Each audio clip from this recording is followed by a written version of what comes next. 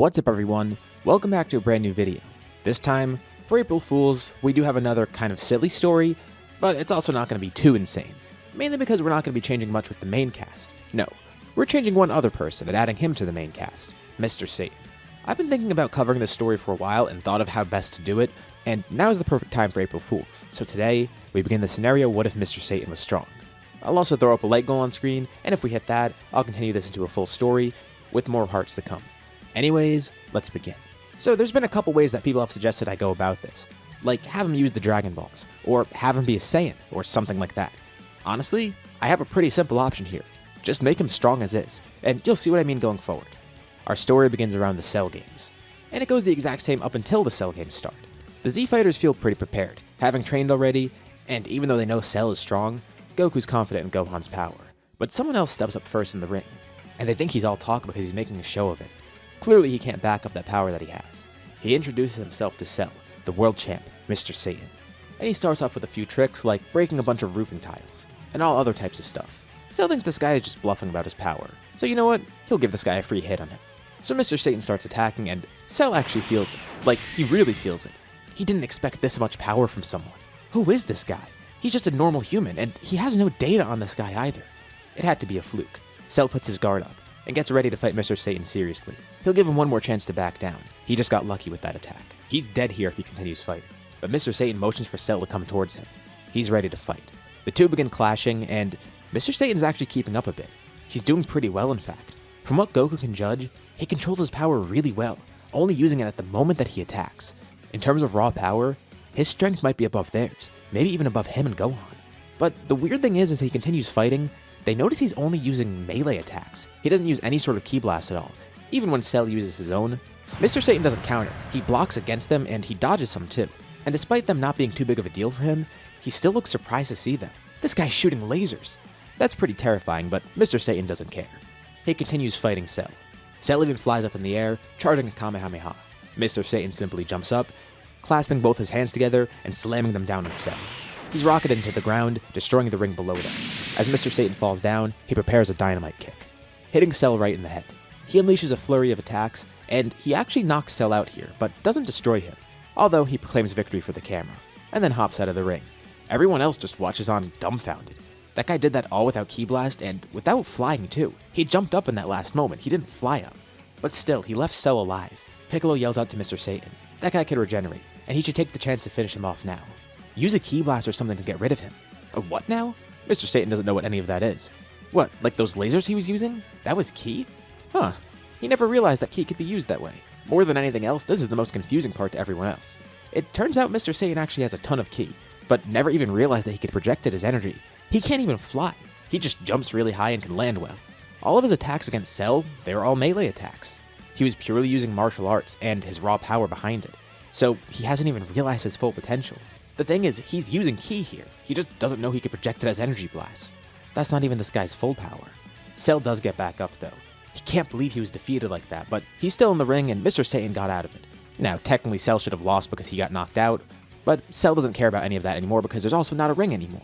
He goes to attack Mr. Satan, who quickly spins around and hits him with a dynamite punch, rattling his brain. Cell's already pretty weakened and worn out from all of Mr. Satan's attacks, so Goku decides to take the opportunity and tells Gohan to join him. At full power, while Cell is stunned, the two of them launch a Kamehameha. Ironically enough, ending Cell with a father-son Kamehameha just like the main story, although in a much different way. Normally they couldn't do this, but thanks to Mr. Satan weakening him so much, and also stunning him, Cell is vulnerable to it, which is just a testament to Mr. Satan's power. And seeing them use the ki blast, that leaves Mr. Satan perplexed. Could they show him how to do that too?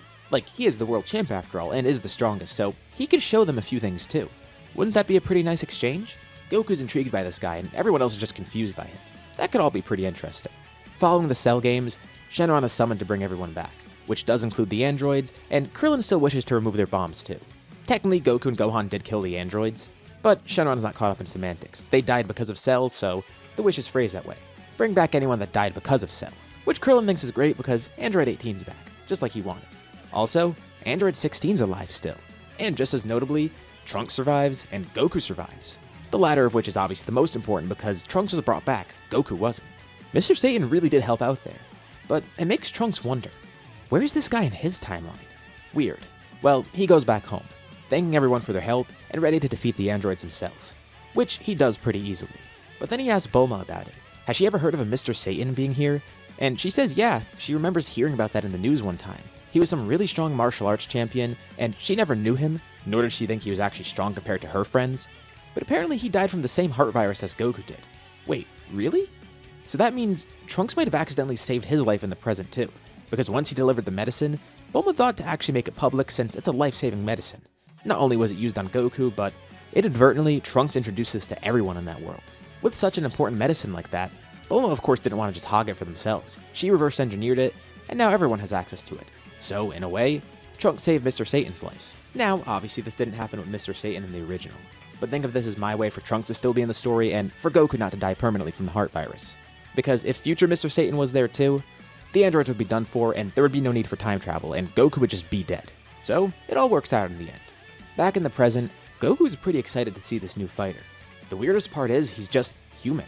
Now obviously Goku's seen a lot of strong humans, but a lot of his really strong friends, they're aliens. You know, Vegeta, Trunks, Piccolo, even Gohan, the strongest of their main group, they're all aliens. So to see a regular Earthling this powerful, it really interests him, especially because of the way he uses Ki. So he introduces Mr. Satan to Master Roshi. It shouldn't be too tough for him to learn how to use Ki like that. He already has a really good grasp on it and uses it for martial arts. He just never thought of using it like this. As they learn more about him, they find out that he actually did have a master before who was killed by mercenary Tao, and he kept training afterwards, but that's why he never properly learned how to use Ki. Well, at least in this sense. He can use it really well as a martial artist. He just never took it to that next step like Goku did. What a coincidence. Goku actually had to fight Tao as well. Same for his friend Tenshinhan. Also, Mr. Satan had the heart virus just like Goku. And they're both world tournament winners. And now Mr. Satan remembers. Yeah, he heard about that former champion Goku. They actually have a lot in common, more than they realized. And then he learns Goku's an alien. Was that Cell guy an alien too? Well, kinda, it's complicated. Not that it matters though, because Mr. Satan still defeated him, even without his full potential realized. He truly is a powerful guy. And as Goku and Roshi learn more about him, they come to see that he's not all hot air. Just like he claims, he's the champ. He's such a great martial artist, with tons of raw strength, and he just has that one shortcoming with Ki, nothing else. It's so strange to them because they thought he'd find this accidentally at least, but he's just using Ki and melee attacks naturally due to his martial arts prowess. So, now Mr. Satan has to go back to the basics with Ki, and thankfully Master Roshi could really help. Goku hoped Gohan could show off more of his power against Cell, so he's gonna have to go back to try and unlock that power for Gohan. And he'll catch up with Mr. Satan soon enough. He really hopes to see him again, especially because he wants to spar with Mr. Satan. If he's that strong, he's probably stronger than Goku at the moment, which will convince Goku to continue training even further, trying to grow even stronger than that. To think, an Earthling with that power exists. Vegeta even wonders what the secret behind his power is. After seeing that, he can't believe it. That guy's stronger than Kakarot, and Gohan. Himself too. Now, with how quickly the androids were dealt with, it makes sense that he didn't show up there. And Vegeta's pretty surprised that he didn't have to encounter Mr. Satan earlier on too. But to be fair, both of those things weren't really too public, while Cell broadcasted the Cell games publicly to everybody around the world. So not only was it widely known, but it was a good opportunity for Mr. Satan to get publicity, which is why they're only hearing of him now. So what is the secret behind his power? No one knows. Not even Mr. Satan himself knows. Once he properly grasps Ki though, he'll be unstoppable, and Goku can't wait to learn more about his power. We entered the 7-year time skip. He grows exponentially over this time, and Goku does too, trying to keep up with him. The two even become training partners, with Goku also training Gohan in the meantime, trying to help him unlock Super Saiyan 2. Now, eventually he does go to school, and Chi-Chi does want him to study a lot more, so he has that balance between training and schooling. But even though he didn't unlock Super Saiyan 2 against Cell, he unlocks it later on and more than makes up for it, becoming stronger than he was normally. Same for Goku. Same for Mr. Satan obviously too. And eventually, this leads to Gohan becoming the Great Saiyaman, which also introduces problems of its own. When he starts going to school, that's when he starts all his superhero escapades. First, he fought as the Golden Warrior, but then he needed a better outfit. So, now he's the Great Saiyaman. This way he can protect his disguise. Although he comes to learn pretty quickly that there's another hero in the city, and she's pretty curious about him. She's also incredibly strong too, and the worst part is, it's his classmate, Videl. This really concerns him because first of all, she's someone kind of close to Gohan in terms of proximity, which gives her a good opportunity to find out his identity. But the worst part of all, she's Mr. Satan's daughter. And knowing how strong Mr. Satan is, Gohan comes to see firsthand how strong Videl truly is too. He tries his best to keep his identity secret, but pretty quickly, Videl's able to corner him one day. He tries to escape, but she's also just as fast as him, and can even fly already. Unlike her father, she taught herself this after he learned it. so she got this way earlier on than he did. She just copied what he was doing, and now could do it just as effectively, if not better. Although, her father still is stronger than her, but she tells the Great Saiyan not to underestimate her either. She inherited his insane potential and strength, and now is going to use that to uncover the Great Saiyan's identity, because something's off about him. Gohan has to go on the defensive, trying his best to protect his identity. But with how fast she's able to move, she even nearly tries to fight him too. So he has to crank it up, going into Super Saiyan. Then even into Super Saiyan 2 just to make sure she really stays away, because when he tries to fly away, she's able to follow him pretty quickly, with her powering up on her own as well. Not transforming of course, but still. Although, everything Gohan does doesn't end up working because eventually, he ends up breaking his helmet inadvertently. And he doesn't even realize it until Videl says something.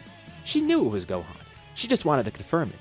She would have tried to sense his ki, but he kept it really under control when he was at school and everything. She felt the Great Saiyaman's ki and knew what it felt like. And Gohan was careful to keep his ki low around her. The second he found out she was Mr. Satan's daughter, he was really on edge. But he knew she'd probably find out sooner or later. But even besides that, she's glad it went this way because this was a lot more fun, and she got to see some of his power too. She tells him that maybe he should join the upcoming tournament. He'd probably have fun. He might not win because her dad's gonna be in it, but still, it'll be a good time. He's the first one of her classmates who's actually that powerful. Someone who's really strong, so maybe they should train together. It does seem like he's a good amount stronger than her, but she wonders if he's actually stronger than Mr. Satan. Either way, it could be fun to train together. She wants to learn how to get a power like his. And Gohan's just left really confused. First of all, the fact that she's so strong. Second of all, the fact that his identity got exposed. And third of all, did he just get asked on a date? Kind of, in a way. And they're not the only ones preparing for the tournament. Of course, Mr. Satan is ready to protect his status as the world champ. Especially now that he knows about all these strong people that are going to show up, he really has to fight to his fullest here. It's a shame though. He's going to have to beat up his new good friend, Goku. And Goku's thinking the same exact thing. It would be nice to reclaim the title. Hey, he's won a world tournament before after all. Adding another one to his record, that could be pretty fun. Especially against such strong opponents like this. But we'll be seeing all that next time. This is where we leave off for now. What do you guys think about this part and this idea as a whole? Let me know your thoughts below. If you haven't already, be sure to drop a like and subscribe. It really lets me know that you want to see more like this, and it really does help out the channel too. Anyways, thank you all for watching, and I'll see you all in my next video.